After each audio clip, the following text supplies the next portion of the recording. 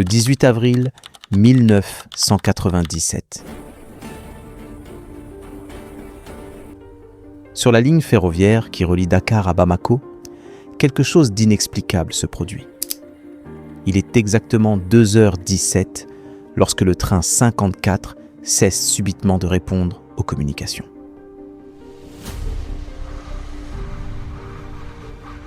Pendant 23 minutes, le convoi semble être évaporé. Pas de radio, pas de signal, pas de lumière.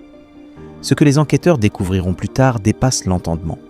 Le premier braquage de train parfaitement orchestré de l'histoire moderne de l'Afrique de l'Ouest. Pour comprendre ce braquage unique, il faut remonter 6 mois plus tôt. À Thiès, un homme calme et méthodique, ancien mécanicien du rail, est renvoyé pour indiscipline.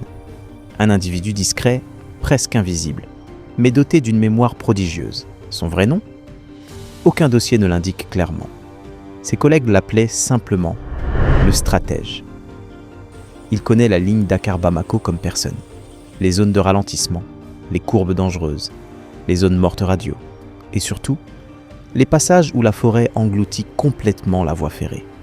C'est là qu'il va préparer ce que certains appelleront plus tard le coup parfait. Pendant des semaines, un homme est aperçu, cahier en main, au bord de la voie. On le prend pour un vagabond, un curieux, un simple passant. Mais ce n'est que la façade. Le stratège analyse tout.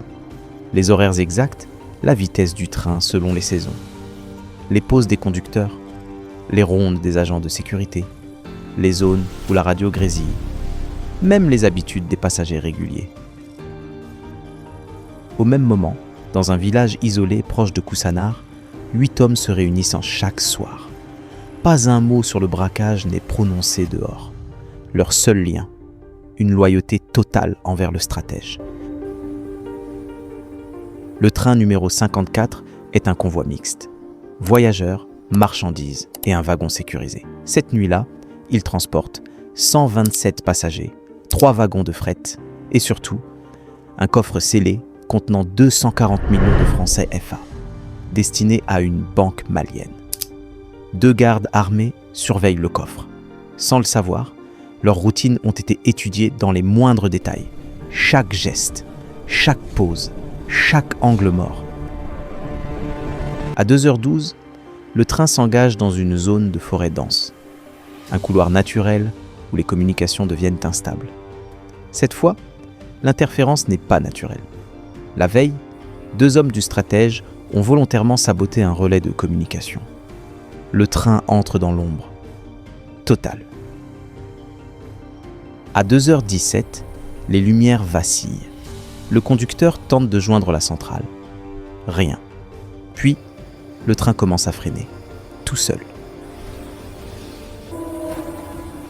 Ce freinage d'urgence ne peut être déclenché que depuis l'intérieur, en théorie. Mais le stratège connaît un secret.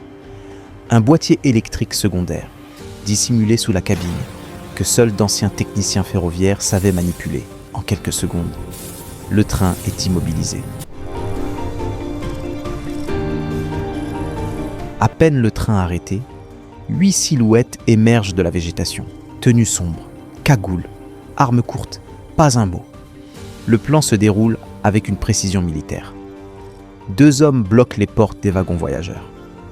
2 autres neutralisent les vigiles sans un seul coup de feu.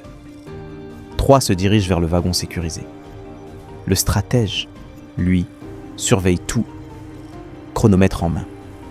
Les passagers, réveillés en sursaut, ne comprennent pas ce qui se passe. L'opération est silencieuse, chirurgicale.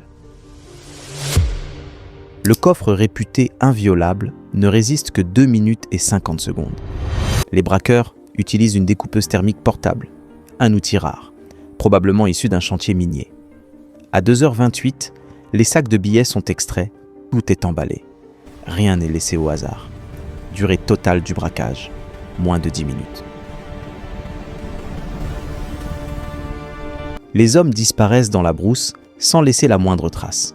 Le conducteur, paniqué, redémarre le train, incapable d'expliquer l'arrêt. Quand la police arrive, il n'y a plus rien. Pas d'empreinte, Pas de témoins, pas de caméras. Le braquage parfait. Le lendemain, les autorités sénégalaises et maliennes créent une cellule conjointe. Des barrages sont installés, des villages fouillés, des dizaines de suspects arrêtés. Mais aucune preuve, aucune piste solide. Les enquêteurs se heurtent à une évidence.